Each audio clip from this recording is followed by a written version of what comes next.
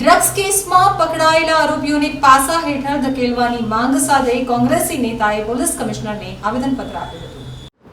સુરતમાં ડ્રગ્સના વેચાણ ઉપર પોલીસ દ્વારા સાબદી નજર રાખવામાં આવી રહી છે। No drugs in Surat city અભિયાન અંતર્ગત ભજીયાથી લઈને આઈસ્ક્રીમની લારીઓ ઉપર ચાલતા ડ્રગ્સ કેસમાં આરોપીઓને ઝડપી લેવામાં આવ્યા છે। ત્યારે કોંગ્રેસના નેતાએ પોલીસ કમિશનરને આવેદનપત્ર આપી અને પકડાયેલા તમામ આરોપીઓને પાસા હેઠળ ધકેલવા માટે માંગ કરી છે।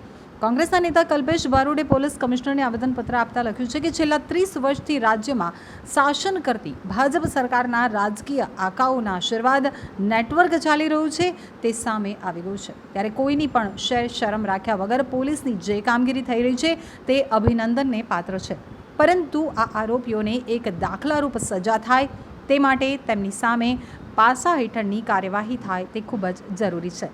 કોંગી નેતાએ વધુમાં જણાવ્યું કે ગૃહમંત્રી ઘણીવાર કહેતા હોય છે કે કોઈને પણ છોડવામાં આવશે નહીં, પરંતુ તેમની સાથેના જ ડ્રગ્સ પેડલરના ફોટો સામે આવી રહ્યા છે, ત્યારે આવા તત્વોને રાજકીય આશરો ન મળે। ગુજરાતના યુવાધનને ડ્રગ્સની બદીમાંથી બચાવવા માટે પોલીસ દ્વારા આકરા પગલાં લેવામાં આવે તે ખૂબ જ જરૂરી છે। પાસાનું શસ્ત્ર પોલીસ ઉગામે તો ભલભલા આ બદીમાંથી મુક્ત થાય, આ નશાનો તેવો વેપલા કરતા બંધ થાય। રજૂઆતમાં સૌપ્રથમ સુરત શહેર પોલીસ કમિશનર અને ટીમને અમે અભિનંદન પાઠવ્યા છે કે ભારતીય જનતા પાર્ટીના ઉચ્ચ કક્ષાના નેતાઓ જોડે આરોપીના ફોટાઓ છતાં પણ પોલીસે નિષ્પક્ષ રીતે તપાસ કરી આની ધરપકડ કરી છે, એ માટે અમારા અભિનંદન।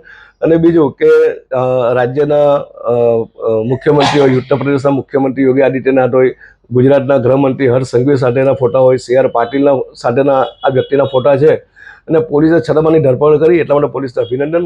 અને બીજું કે આજે 3 દિવસથી આ આરોપીના ભાજપના તમામ નેતાઓ સાથે ફોટા વાયરલ થયા છે, તો કેમ ભારતીય જનતા પાર્ટી આ બાબતનો ખુલાસો નથી કરતી?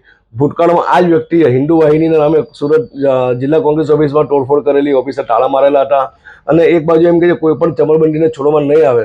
હું તો એમ કહ્યું કે હર્ષ સંઘવી એવું કહેતા હશે કે કોઈ પણ ગુનેગારને પકડવામાં નહીં આવે જે ભાજપ સાથે સંકળાયેલા હશે।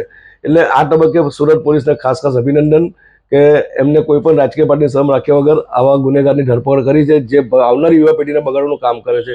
અને છેલ્લા 1 વર્ષમાં સુરતમાંથી 3 કરોડ રૂપિયાનું ડ્રગ્સ પકડાયું છે, 85 આરોપીની ધરપકડ કરવામાં આવી છે। એટલે મારી માંગણી છે કે ડ્રગ્સના ધંધા સાથે જે કોઈ બી સંકળાયેલા હોય અથવા જેવી આરોપીની ધરપકડ કરી હોય અને જામીન છૂટ્યા હોય તેઓની તાત્કાલિક શહેરના હિત માટે પાસા હેઠળ ધરપકડ કરવી જોઈએ।